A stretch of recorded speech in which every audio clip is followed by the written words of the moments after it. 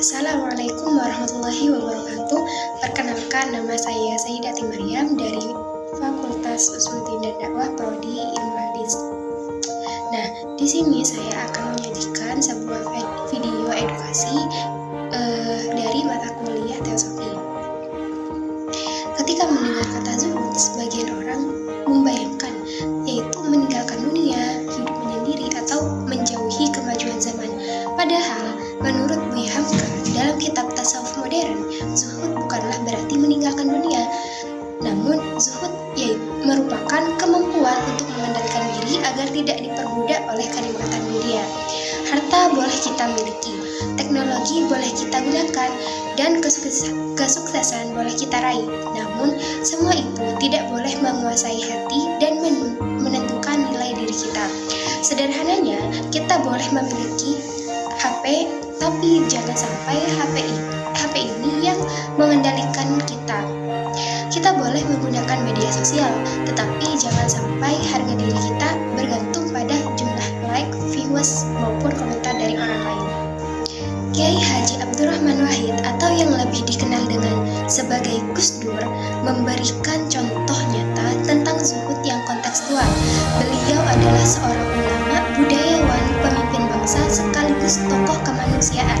Meski memiliki kedudukan yang tinggi, beliau ini tidak menjadikan jabatan sebagai tujuan hidupnya. Gus Dur mengajarkan bahwa zuhud bukan berarti menjauh dari masyarakat, melainkan hadir di tengah masyarakat untuk memberikan manfaat. Beliau berani membela kelompok yang lemah, memperjuangkan keadilan, dan menyuarakan kebenaran meskipun sering menghadapi kritik dan penolakan. Bagi Gus Dur, kekuasaan hanyalah alat untuk melayani, bukan sarana untuk mencari kehormatan pribadi. Di era sekarang, teladan ini sangat relevan. Zuhud ala Gus Dur dapat diwujudkan dengan berani melakukan hal yang benar meskipun tidak populer. Berani berkata jujur meskipun sulit dan tidak menjadikan pujian manusia sebagai tujuan utama dalam hidup. Buya Hamka menulis Tasawuf Modern pada tahun 1939, tetapi pesan-pesannya masih tetap hidup hingga saat ini. Beliau menjelaskan bahwa kebahagiaan sejati tidak lahir dari banyaknya harta yang dikumpulkan, melainkan dari ketenangan hati dan kedekatan dengan Allah SWT. Menurut Buya Hamka, orang yang zuhud bukanlah orang yang tidak memiliki apa-apa, melainkan orang yang zuhud adalah mereka yang mampu menjaga keseimbangan hidup. Ketika memperoleh nikmat, ia bersyukur dan tidak menjadi sombong, dan ketika kehilangan sesuatu, ia tetap sabar dan tidak terpuruk secara berlebihan. Di zaman yang penuh dengan budaya pamer, persaingan tanpa batas, dan rasa takut tertinggal dari orang lain atau FOMO, pemikiran Buya Hamka mengingatkan kita bahwa nilai seseorang tidak ditentukan oleh apa yang dimiliki, melainkan oleh kualitas, akhlak, dan ketenangan jiwanya.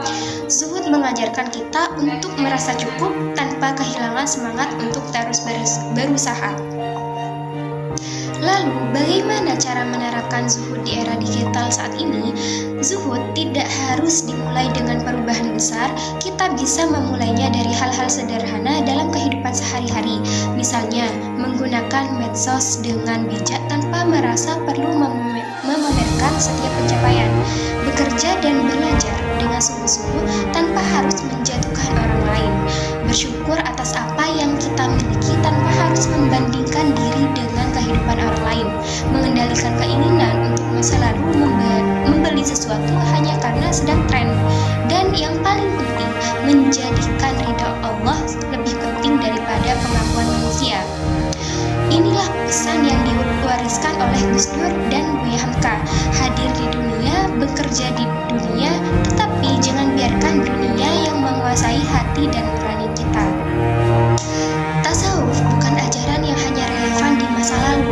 Nilai-nilainya tetap dibutuhkan di tengah kehidupan modern yang serba cepat ini. Zuhud mengajarkan kita untuk hidup lebih tenang, lebih bijaksana, dan lebih bermakna. Maka, mari belajar menjadi pribadi yang kuat dalam menghadapi dunia, tetapi tidak terikat olehnya.